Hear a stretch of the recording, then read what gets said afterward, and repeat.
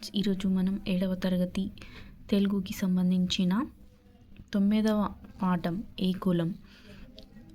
So ఇప్పటి వరకు మనం 8 పాఠాలను డిస్కస్ చేసుకున్నాం. ఇది 9వ పాఠం. సో దీనికి సంబంధించిన కవి పరిచయాన్ని పరిశీలిద్దాం మరియు ఇతర విశేషాలను కూడా పరిశీలిద్దాం. సో ఫస్ట్ ఆఫ్ ఆల్ పాఠ్యభాగం పేరు ఏ కులం. ప్రక్రియ అనేది గేయము. ఇతివృత్తం సామాజిక స్పృహ. కవి పేరు చెరబండ రాజు. కాలం చూసినట్లయితే 3/1/1944 నుండి 2/7/1982. సో చెరబండరాజు యొక్క అసలు పేరు ఏంటి అంటే బద్దం భాస్కర రెడ్డి. జన్మస్థలం మేడ్చల్ జిల్లా అంకుశాపురం. ప్రసిద్ధి గొప్ప దిగంబర కవిగా విప్లవ కవిగా ఉన్నారు. ఎవరంటే చెరబండరాజు. విప్లవ కవిత దిక్సూచి. సంపుటాలు గమ్యం ముట్టడి పల్లవి. పాఠాల సంకలనం కత్తి పాట. సో ఇది చెరబండరాజు యొక్క కవి పరిచయం అనేది ఉంది. ఇతర విషయాలను పరిశీలించినట్లయితే భేదాలు లేకుండా ఫ్యాక్టరీల పనిచేస్తున్న కార్మికులందరూ పనిచేస్తున్నప్పుడు వీరిది ఏ కులం అని కవి ప్రశ్నించాడు. ఈ గేయంలో సామాజిక చైతన్యం విశాల దృక్పథం కనిపిస్తుంది. విప్లవ రచయితల సంఘం వ్యవస్థాపక సభ్యులలో చెరబండరాజు ఒకరు.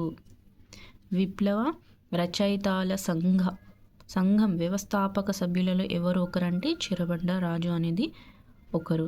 ఏ కులం అనే పాఠ్యభాగం చెరబండరాజు రచించిన జన్మహక్కు అనే కవితా సంపుటిలోనిది. సో ఈ పాఠం చెరబండరాజు రచించిన ఏ కవితా సంపుటిలోనిది అంటే జన్మహక్కు అనే కవితా సంపుటిలోనిది. ఈ పాఠం గేయ ప్రక్రియలో ఉంది.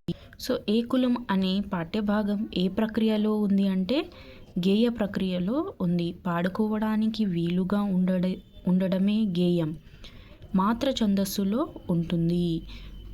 పాడుకోవడానికి వీలుగా ఉంటుంది మరియు ఏ ఛందస్సులో ఉంటుందంటే మాత్ర ఛందస్సులో ఉంటుంది. ఉద్దేశం కుల వృత్తుల సేవలను గుర్తించి తగిన గౌరవం అందించాలి. అప్పుడే సమసమాజ నిర్మాణం జరుగుతుంది. సో ఈ ఏ కులం అనే పాఠ్యాంశం యొక్క ఉద్దేశం ఏంటంటే కుల వృత్తుల సేవలను గుర్తించి తగిన గౌరవం అందించాలి. అప్పుడే సమసమాజ నిర్మాణం జరుగుతుంది అని తెలపడమే ఈ పాఠం ఉద్దేశం. వృత్తులు అనేది చిన్న పెద్దవి కాకుండా అన్ని వృత్తులకు సమానం గౌరవం అనేది ఉండాలి మరియు ఆ వృత్తులను మనం గౌరవించాలి అనేది చెప్పడం ఈ పాఠ్యాంశం యొక్క ముఖ్య ఉద్దేశం అనేది ఉంది.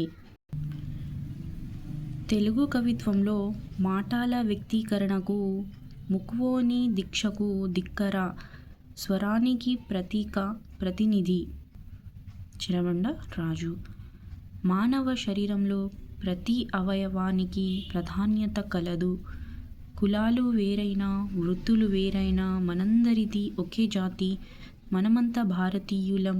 ఐక్యమత్యమే మహాబలం అనే విషయాన్ని ఈ కవి ఈ పాఠం ద్వారా తెలియజేయడం అనేది జరిగింది. అంటే వివిధ వృత్తులు అయినప్పటికీ కూడా మనం వాటిని గౌరవించాలి.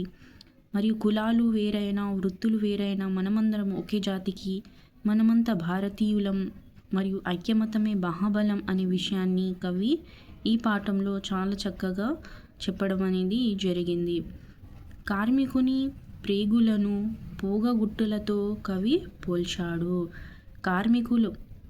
కార్మికులను దేనితో కవి పోల్చారంటే పోగగుట్టలతో కవి పోల్చారు. అందమైన ఆకృతులలో విగ్రహాలను చెక్కిన శిల్పిది ఏ కులం అంటున్నాడు కవి.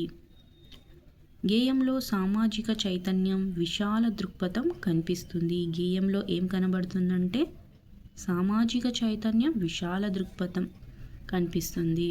సో ఏ కులం అనే పాఠ్యభాగం యొక్క కవి గురించి తెలుసుకున్నాం మరియు కొన్ని ఇతర విషయాల గురించి కూడా తెలుసుకున్నాం. సో ఈ విధంగా మనం 7వ తరగతిలో నుంచి 9 పాఠాలను ఎక్స్ప్లెనేషన్ చేయడం అనేది జరిగింది.